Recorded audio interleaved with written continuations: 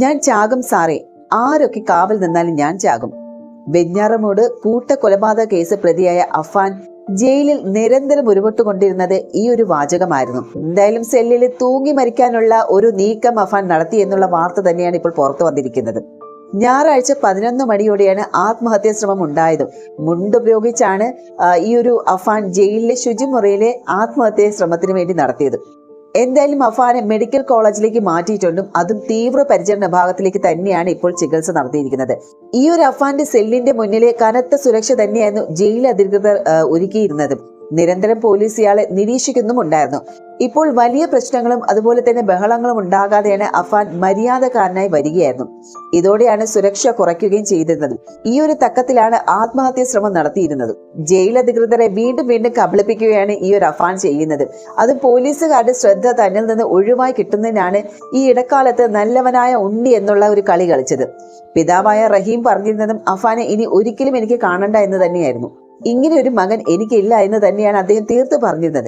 എന്നാൽ ഉമ്മ ഷെമിയാണെങ്കിലോ ആദ്യമൊക്കെ അഫാനെ തള്ളി പറഞ്ഞിരുന്നില്ല. മകനെ കാണണമെന്ന വാശിയായിരുന്നു ആ ഒരു ഉമ്മയ്ക്ക്. എന്നാൽ ഒടുക്കം ഷെമീനെ മകനെ കാണാൻ ആഗ്രഹിക്കുന്നില്ല എന്നാണ് പറഞ്ഞത്. അതായത് ഇളയ മകൻ അഫ്സാനെ കൊന്നത് പൊറുക്കാനാകാത്തൊരു തെറ്റാണ് എന്നാണ് അവർ വ്യക്തമാക്കിയത്. ഉമ്മ കൂടി തള്ളി പറയുമെന്ന് അഫാൻ ഒരിക്കലും കരുതിയിരുന്നില്ല. പ്രതീക്ഷകളെല്ലാം ഒടുവിൽ അസ്തമിച്ചതിന് ശേഷം ആത്മഹത്യക്ക് തന്നെയാണോ നീക്കം നടത്തിയിരുന്നതോ അതോ രക്ഷപ്പെടാനുള്ള വഴി കണ്ടെത്തുകയാണോ എന്നുള്ളൊരു സംശയമാണ്. അതായത് ആത്മഹത്യക്ക് ശ്രമിച്ചാൽ മെഡിക്കൽ കോളേജിലേക്ക് മാറ്റുമെന്നും അഫാൻ അറിയാം. ഈ ഒരു ഗ്യാപ്പിലെ രക്ഷപ്പെടാൻ ഒരു പഴുത് തേടുകയായിരുന്നു അഫാൻ.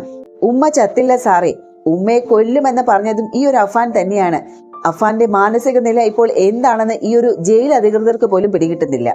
UT ബ്ലോക്കിലെ ബാത്റൂമിലെ ജീവൻ എടുക്കാനാണ് ഈ ഒരു അഫാൻ ശ്രമിച്ചിരുന്നത്. ഉണക്കാനിട്ടിരുന്ന മുണ്ട് ഉപയോഗിച്ചാണ് ഈ ഒരു തൂങ്ങി മരണത്തിന് ശ്രമം നടത്തിയത്.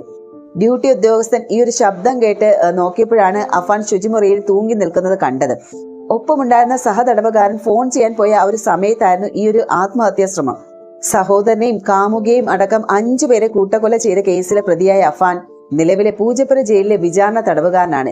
23 വയസ്സ് മാത്രം പ്രായമുള്ള അഫാന്റേത് അസാധാരണമായിട്ടുള്ള ഒരു പെരുമാറ്റം എന്നായിരുന്നു ഒരു കൊലപാതകത്തിന് ശേഷം അഫാനോട് സംസാരിച്ച പോലീസിന്റെയും പരിശോധിച്ച ഡോക്ടർമാരുടെയും വിലയിരുത്തൽ. താനും ജീവൻ എടുക്കുമെന്ന് അഫാൻ നേരത്തെ ചോദ്യം ചെയ്യൽ വേളയിൽ പറഞ്ഞിരുന്നു.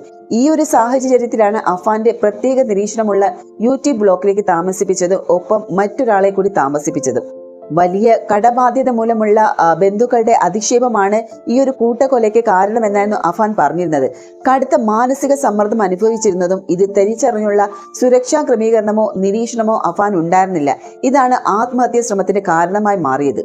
നാടിനെ നടുക്കിയ വെഞ്ഞാറമൂട് കൂട്ടക്കൊലപാതക കേസിലെ പോലീസ് ആദ്യത്തെ കുറ്റപത്രം കഴിഞ്ഞ ദിവസം സമർപ്പിച്ചിരുന്നു. പ്രതി അഫാന്റെ പിതൃമാതാവായ സൽമാ ബീവി, അതായത് 91 വയസ്സായ അവരെ കൊലപ്പെടുത്തിയ സംഭവത്തിലാണ് നെടുമങ്ങാട് 2nd ക്ലാസ് മജിസ്ട്രേറ്റ് കോടതിയിൽ കുറ്റപത്രം സമർപ്പിച്ചത്. അഫാന്റെ സഹോദരൻ അഫ്സാൻ, പെൺ സുഹൃത്ത് ഫർസാന, പിതൃ സഹോദരൻ ലത്തീഫ്, അവരുടെ ഭാര്യ ഷാജിദ എന്നിവരെയാണ് കൊല്ലപ്പെട്ട മറ്റുള്ളവർ. പാങ്ങോട്ടുള്ള മുത്തശ്ശി സൽമാ ബീബിയെ കൊലപ്പെടുത്തിയാണ് അഫാന്റെ കൊലപാതക പരമ്പരയ്ക്ക് തുടക്കമിട്ടത്. തുടർന്ന് മറ്റു 4 പേരെ കൂടി കൊലപ്പെടുത്തിയ ശേഷം വെഞ്ഞാറമൂട് പോലീസ് സ്റ്റേഷനിലെത്തി കീഴടങ്ങുകയായിരുന്നു. പാങ്ങോട് പോലീസ് രജിസ്റ്റർ ചെയ്ത കേസിലെ അന്വേഷണ ഉദ്യോഗസ്ഥനായ പാങ്ങോട് CI ജിനേഷ് ആണ് ഈ ഒരു കുറ്റപത്രം സമർപ്പിച്ചത്.